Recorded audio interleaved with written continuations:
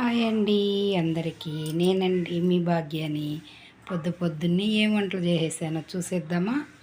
పొద్దున్నే మునక్కాయ తీగూర చేసేసానండి.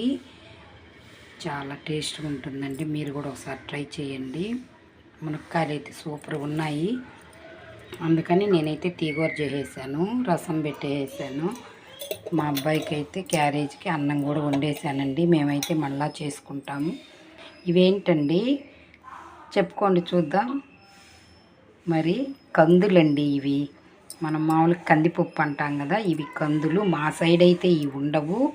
మా పెద్ద పాపకైతే ఎవరో ఇచ్చారనేసి నేను పంపించింది. నేనైతే నైట్ నానబెట్టి ఇలా తాలింపులాగా పెట్టేశాను, గుగ్గుళ్ళుగా ఉడకబెట్టేసి. చాలా టేస్ట్గా ఉన్నాయండి, ఆరోగ్యానికి కూడా చాలా మంచిదంట ఈ కందులు. ఇలా ఉడకబెట్టి కొంచెం కర్రీలాగా కూడా చేసుకోవచ్చు అంటండి. ఇది అన్నంలోకి కానీ చపాతీలోకి దోశలోకి అలా చాలా బాగుంటుందంట. కానీ నాకైతే ఇవి కొత్త అండి, అందుకని నేను ఈరోజైతే నైట్ అంతా నానబెట్టేసాను.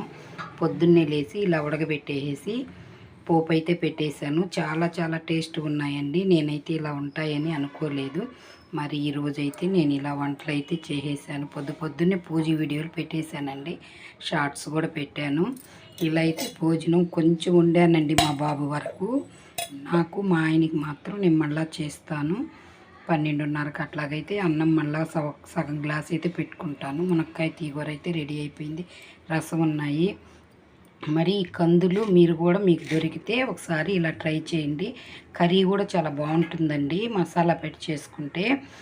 ఇట్లా మాకైతే ఇవి ఎప్పుడు దొరికేటి కావు. మా అమ్మాయికి అయితే వేరే వాళ్ళు పెట్టారు, కానీ అప్పుడు చెప్పారు మాకు మామూలుగా మా అమ్మాయి ఇంట్లో రెంటుకున్నారు కదా, వాళ్ళు అన్నారంట ఇట్లా కర్రీ చేస్తే చాలా బాగుంటుందని. ఒకసారి ట్రై చేయాలండి నేను కూడా. కొన్ని అయితే ఉడకబెట్టాను, ఇవైతే వండించాను. ఒక 2 సార్లు 3 సార్లు కర్రీ అయితే చేద్దామని. కొంచెం బాండిల్లో వేయించుకొని తింటే కూడా చాలా టేస్ట్గా ఉన్నాయండి. చాలా ఆరోగ్యానికి కూడా మంచిదండి కందులు. మా సైడ్ అయితే ఉండవండి.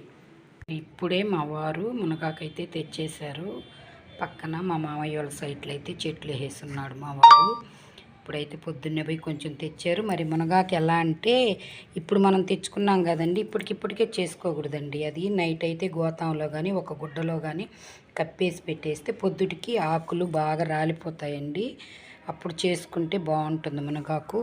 మరి హెల్త్కి చాలా మంచిది కదండి మునగాకు. ఈరోజైతే నా పనులైతే ఇలా పూర్తి చేసేసాను ఫ్రెండ్స్. మీ పనులన్నీ అయ్యాయా లేదా కామెంట్ అయితే పెట్టండి. మరి అందరికీ బాయ్ ఫ్రెండ్. యూట్యూబ్ ఫ్యామిలీ అందరూ బాగుండాలి, అందులో నేను ఉండాలి. మరి ఈరోజు ఇలా పనులైతే పూర్తయ్యాయి.